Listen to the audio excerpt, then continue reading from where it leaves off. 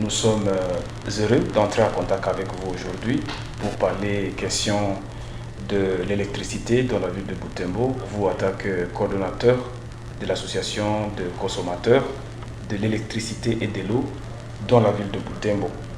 Depuis un certain temps, il y a eu des démarches, nous avons suivi, il y a des démarches de l'interconnexion du courant fourni par NK et Virunga SARL.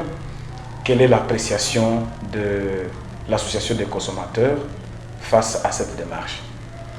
Oui, d'abord, il faut dire que par rapport à l'interconnexion, nous étions en divergence avec et la société NK, mais aussi avec le gouvernement provincial. Parce que le gouvernement provincial voulait à ce que toutes les sociétés qui veulent distribuer le courant à Butembo ou à Beni déversent leur courant dans le courant de NK. Et c'est ça qu'on a appelé l'interconnexion. Et c'est la position du gouvernement provincial actuel, et nous étions contre ça. Parce que pour nous, il faut qu'il y ait plusieurs sociétés qui distribuent. Mais et jusqu'aujourd'hui, en fait, le ministre, heureusement, le ministre a pris le relais des non-revendications, parce qu'il y a deux sociétés ici à Butembo qui étaient déjà suspendues, notamment la société Congo Full Power et le RED, dont les travaux étaient déjà suspendus. Nous nous sommes battus, nous avons obtenu que le ministre puisse lever ces suspensions que le gouverneur avait déjà prises. Et à ce niveau, aujourd'hui, RED est en train de construire son réseau de distribution, mais aussi Congo Full Power. Et pour nous, c'était déjà quelque chose de bien. Mais dans l'entretemps, avec la société Virunga Énergie, il y a eu interconnexion, et pour nous, c'est un plus. Donc nous pouvons dire que c'est un plus. En fait, nous ne sommes pas radicaux. Pour nous, l'essentiel, c'est qu'il y ait de la concurrence. Mais ceci va aider NK en quel sens? En ce sens que la centrale hydroélectrique de la société Virunga, c'est une grande centrale, puisque c'est 14,66 MW. Et la centrale de Talia Nord, c'est aux environs, selon ce que disent les gens de NK, c'est aux environs de 12 MW. Donc, avec cette interconnexion, il y a une quantité de NK qui augmente, et cela va sans doute aussi contribuer à augmenter le taux d'accès à un certain nombre de ménages au courant, mais ça peut aussi résoudre, si pas en partie peut-être, la question des coupures. Parce que moi, s'il y a coupure, la centrale de Virunga est en capacité de supporter la charge que porte ENK, et à ce moment, les coupures peuvent diminuer, donc c'est un plus. Ouais. Mais entre-temps, l'allocation compteur demeure, parce que rien n'a été dit à propos. Est-ce qu'on peut parler d'une satisfaction, même s'il y aura interconnexion, maître? Non, on ne peut pas parler d'une satisfaction parce que nous n'avons pas atteint le top de ce que nous souhaitons. Donc, la question suivie, entre guillemets, maintenant, ce compteur demeure, et la lutte continue. La lutte continue. Nous étions à l'audience, c'était le 2. L'audience a été renvoyée au 20 avril. Nous continuons de nous battre pour que cette histoire puisse cesser. Maintenant, au sein de l'association des consommateurs, vous menez plusieurs actions, en tout cas en faveur des consommateurs. Pour l'instant, vous êtes sur quelle piste? Pour l'instant, d'abord, il faut dire que la question a beaucoup évolué. Elle a beaucoup évolué parce que nous avons obtenu que Congo Full Power maintenant est dans la vie. Donc, le combat de la concurrence, nous l'avons gagné. Parce que derrière cette question d'interconnexion, je me rappelle, ceux qui suivent les réseaux sociaux, ils ont suivi un moment le débat que nous avions eu avec James Vanout à la Moto TV. Et nous voulons que Virunga entre, distribuer son propre courant, et NK pour atténuer a dit nous on t'a mis l'interconnexion. C'était en 2022, en janvier 2022, et donc dans les temps passés, c'était impossible de dire qu'un autre opérateur pouvait venir distribuer ce courant. On a vu les difficultés que... Jusqu'aujourd'hui, le gouvernement n'a même pas levé les mesures de suspension contre Congo Full Power et contre RED. Et nous avons obtenu la levée par le ministre lui-même. Le ministre lui-même a décidé de lever ces restrictions administratives. C'est une lutte. Et ça, c'est une victoire, une première victoire. Donc nous avons gagné le combat de la concurrence. Ça, c'est une bonne chose. Mais la deuxième chose, c'est que sur le plan de là où nous sommes, en date du 2 mars 2026, nous avons adressé une correspondance à Madame le directeur de l'autorité de régulation, et nous avons fait 3 recommandations.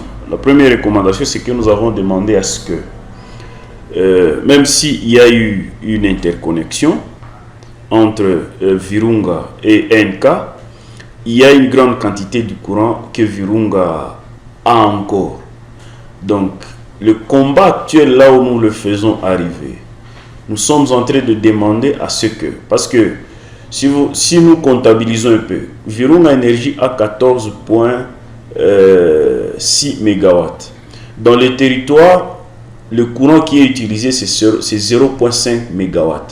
C'est-à-dire, au moment actuel, il y a 14,1 MW du courant qui n'est pas utilisé, qui coule comme de l'eau, alors que nous avons besoin du courant ici. Et Virunga dit qu'il va donner 5. Il va donner 5. Mais il va donner 5 parce que là, il faut maintenant construire le réseau. Donc nous ne savons pas combien de temps ça va prendre jusqu'à ce que le courant là atteigne Butembo. Parce qu'il faut maintenant commencer à construire le réseau. Donc quand ce courant là va être injecté dans le réseau de NK, nous aurons 9.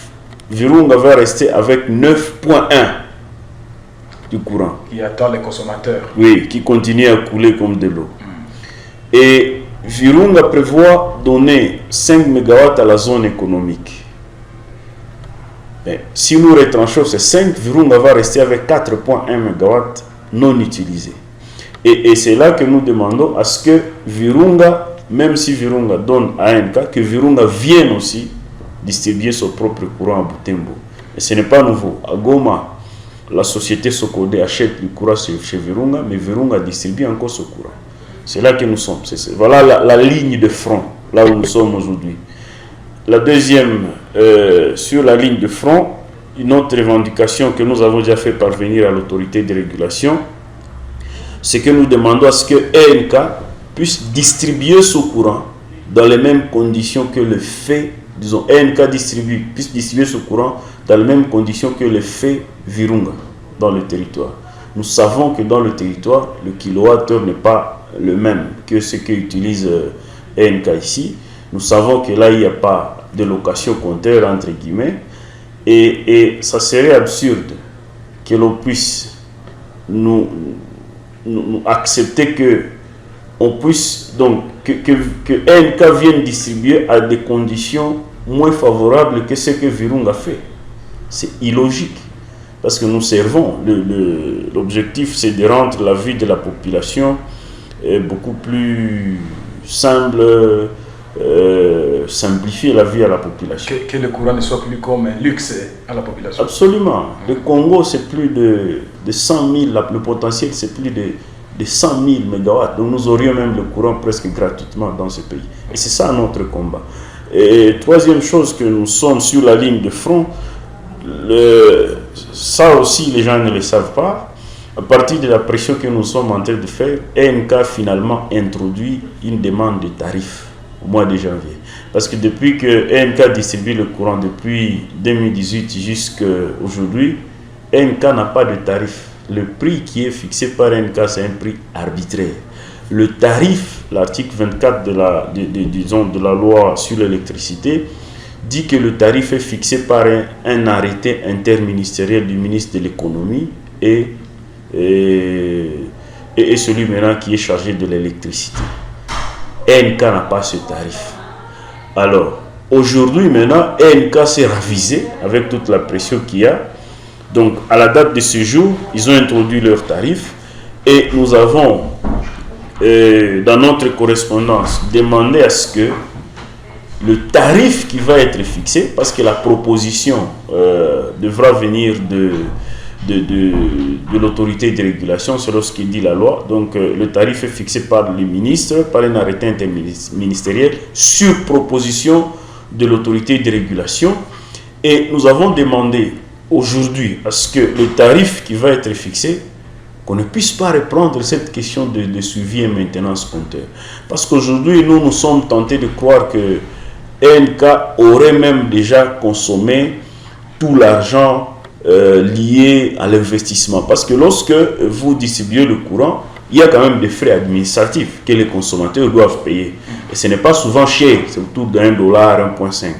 Mais avec ce que l'arbitraire que fait ENK, c'est plus le minimum qu'ils font payer, c'est 2,9.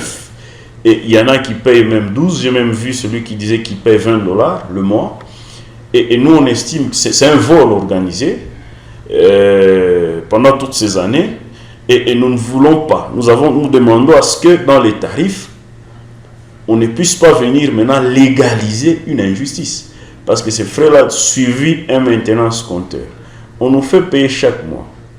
Comme si chaque mois, ENK faisait le suivi et la maintenance. Si ENK a 50 000 abonnés, est-ce que chaque mois, ENK passe chez chaque abonné pour faire le suivi et la maintenance? Parce qu'en principe, ce service-là, on devait nous faire payer si c'était un service qui était effectivement rendu. Mais on nous fait payer un service qu'on ne nous rend pas. C'est à ce moment que moi je parle de l'escroquerie. Et donc, nous sommes sur, voilà la ligne de front, là où nous sommes actuellement. Et il y a beaucoup de raisons de croire que les choses vont s'améliorer. Oui, les choses vont s'améliorer, mais également, vous remarquerez qu'il n'y a pas beaucoup de points de vente ou de cabines érigées par ENK. Facilement, on peut voir quelqu'un qui vient de Kiambo pour venir s'approvisionner en courant à la Victoire, soit quelqu'un qui vient de Maboya jusqu'à Butembo pour accéder au courant. Sur ce point, quelle sera votre démarche? Non, nous l'avons déjà demandé depuis bien longtemps. Nous demandons à ce qu'il y ait un système de paiement par mobile money. Heureusement, avec la société Congo Full Power, il y aura un paiement par mobile money. Donc Airtel Money ou M-Pesa, je crois. Alors, vous savez, pourquoi on réclame la concurrence? Parce que quand il y a la concurrence, l'autre est obligé de faire ce que l'autre a fait. Lorsque Congo Full Power, parce que j'apprends déjà que depuis, je crois, hier, ils ont commencé à construire leur réseau de distribution. Et lorsqu'ils vont commencer à distribuer, je sais que ENK va chercher à copier.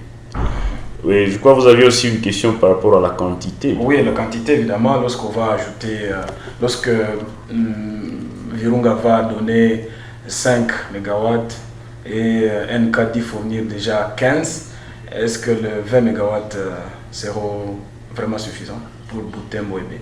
Ce n'est pas suffisant. Nous avons quantifié le minimum du courant à Butembo dont on a besoin. Et nous l'avons quantifié à 300 MW. 300. Pourquoi? Voici, la réflexion est simple.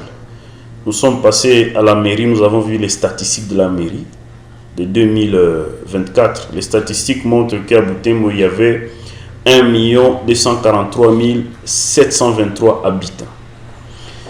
Nous avons vu les services de l'état civil. Ils nous ont dit, pour que nous puissions avoir le nombre de ménages à Butembo, il faut distribuer par 6 ou bien par 8. Il faut diviser. Nous avons divisé ce chiffre-ci par 8 et nous avons trouvé 155 465. Ça veut dire qu'à Butembo, on a au moins un minimum. Et ça, c'est très peu d'ailleurs. Un minimum de 150 000 ménages à Butembo. Nous avons vu Papa Mouniangulo, qui est spécialiste à la matière. Nous lui avons dit, avec 150 000 ménages, quel peut être le minimum du besoin? Il a dit, prenez simplement que dans chaque ménage, il y a un petit réchaud de 2 kW. Si vous avez un petit réchaud dans chaque ménage de 2 kW, vous avez 300 000 kW, ce qui fait 300 MW. Ça, c'est pour les besoins de ménage. Pour la seule ville de Butembo, et ça, j'ai même échangé avec certains experts à la matière, ils m'ont dit non, la réflexion, elle est valable. Donc aujourd'hui, nous, association des consommateurs, nous fixons le besoin minimum de la ville de Butembo seulement à 300 MW. Donc, si NK peut avoir à produire 20 MW lorsqu'il y aura l'interconnexion, on sera encore très loin du besoin. On sera, parce qu'en réalité, on est à moins de 5% du besoin réel. Puisqu'imaginez-vous, ça, pour le ménage seulement, à Butembo, 150 000 ménages, pour qu'il y ait un petit réchaud, il faut 300 MW. Ajoutez maintenant l'éclairage public partout dans la ville. Ajoutez le besoin du courant dans les hôpitaux, les abattoirs, les bureaux. Donc on est au-delà de 400 MW. Donc en réalité, on est à moins de 5% du besoin réel de la ville. Ce qui fait que donc la concurrence doit être automatiquement autorisée pour que le courant soit en abondance. Absolument. D'ailleurs, nous avons même écrit cela dans notre correspondance. Virunga Énergie, avec l'ICSN, ils ont un projet de donner 100 MW à la province Nord Kivu. Ça, ce sont des données que nous avons eues déjà à l'époque. 100 MW pour permettre à ce qu'il y ait plusieurs usines dans la région, que les jeunes gens ou la population aient d'autres sources de revenus pour éviter, n'est-ce pas, de faire pression sur le parc. Et avec ce courant du territoire qui n'est pas consommé, Virunga ne peut pas construire d'autres centrales. Parce qu'il y a d'autres projets de construction de centrales hydroélectriques. Sur Lukwalia, ils en avaient aussi sur Tali, il y en a d'ailleurs de 24 MW. Il y en a plusieurs. Et la plupart des centrales sont concentrées normalement dans la partie Grand Nord. Donc nous, dans les jours qui viennent, après interconnexion, même après l'entrée de Virunga, nous allons commencer un autre combat, c'est de faire pression sur l'ICSN, faire pression sur Virunga Énergie, qu'ils construisent toutes les centrales qu'ils ont promis de construire. Aujourd'hui, ils disent, nous n'allons pas construire d'autres centrales quand vous ne consommez pas encore le courant que nous avons. Et à ce moment, ils ont raison. Donc, la pression actuelle, c'est de dire, demander à l'autorité publique de permettre à ce que tout le courant soit consommé. Quand il va être consommé, c'est maintenant qu'on va entamer l'autre lutte. Voilà. Maître Sekera, peut-être en finissant, la dernière question, c'est de savoir votre appréciation après cette descente menée par certains élus. Ils ont effectué une descente au site de Talia pour visiter NK, mais également au site de Congo Full Power. Cela vous dit quelque chose? Bon, ce sont des élus. Ce sont des élus, ils sont dans leur droit. En principe, ce que nous sommes en train de faire ici, c'est en principe eux qui devaient le faire. Et ils auraient dû être impliqués. S'ils étaient impliqués depuis longtemps, je suis sûr qu'il y aurait déjà la solution aujourd'hui de façon définitive, mais mieux vaut tard que jamais. Ce qu'ils ont fait, c'est bien. Nous espérons que les députés, lorsqu'ils vont élaborer leur rapport, qu'ils vont aller sur la ligne du ministère. Parce que le ministère aujourd'hui des ressources hydrauliques et électricité est sur la bonne voie. Puisque le ministère a déjà levé l'option de laisser à tout le monde distribuer son courant à Butembo. Le ministère a déjà levé les restrictions que le gouverneur avait déjà eu à prendre sur la société Congo Full Power et même sur RED. Donc, nous espérons que les députés vont emboîter les pas au ministère. Donc, c'est ce que j'espère. C'est ce que j'espère. Qu'on ne va pas faire un recul parce qu'en réalité, NK n'est toujours pas contente. NK continue, par exemple, à gêner la société Congo Full Power dans sa possession, mettant d'ailleurs la population en danger. Donc nous espérons qu'on ne va pas faire, que les députés ne viendront pas avec un pot de... Mais j'ai vu leur communication, j'ai beaucoup apprécié. J'ai suivi, c'était sur YouTube, je voyais un peu sur la télévision Moto, les communications de l'honorable Tadé. Non, c'était très bien, parce que je l'ai vu par exemple dire, il a apprécié les installations de NK. Évidemment, ce sont de grandes installations. Il a encouragé. Et quand il est arrivé chez Congo Full Power, il est arrivé aussi chez Red. J'ai vu, il a dit, nous avons des ingénieurs bio. Il a apprécié le fait qu'il y avait des enfants d'ici. Parce que M. Roger Kamouira, c'est un commerçant d'ici. Il utilise son argent sans aide. Et il parvient à faire ce qu'il est en train de faire. Et moi, je trouvais que c'était bien. D'ailleurs, quand les députés s'impliquent comme ça, c'est encore un espoir de plus. Seulement, nous nous demandons pourquoi ils nous ont ignorés. Mais l'essentiel, c'est qu'ils fassent leur travail. Dans tous les cas, ce sont eux qui sont les avocats légaux de la population. Lorsqu'ils travaillent, on doit les laisser travailler. Ouais. Maître Sekera, nous rappelons que vous êtes le coordonnateur de l'association des consommateurs d'électricité et de l'eau dans la ville de Butembo. Nous vous remercions d'avoir répondu à nos quelques questions de ce nouveau média implanté à Butembo qui vous a reçu évidemment pour donner votre point de vue par rapport à l'électrification de la ville de Butembo et celle de Beni. Avez-vous un message ou une appréciation à donner par rapport à cet investissement médiatique dans la région? Oui, la première chose, c'est que je voudrais féliciter Mukubwa Jonas Mbaye pour l'initiative. On sent que c'est le fruit d'une vision. Nous, on voit ça aujourd'hui, mais sans doute que lui, peut-être il a 10 ou 20 ans, il avait déjà vu ça dans la tête. Et il s'est battu. Parce qu'en fait, il y a plusieurs visions qui meurent. Si on va au cimetière, il y a beaucoup de visions que les gens avaient eues, qui n'ont jamais vu le jour. Mais pour que la vision soit visible comme on le voit aujourd'hui, c'est le fruit des efforts, du combat qui a été mené. Et ce média ici, c'est une innovation. C'est la première fois. Moi, je suis habitué des médias dans la ville. Ça, c'est le premier média dans la ville qui est sur Internet avec, disons, vous pouvez voir sur YouTube et vous pouvez voir les journalistes, un peu comme nous voyons sur RFI. C'est la première fois dans la ville et ça, il faut vraiment saluer, il faut féliciter, il faut encourager.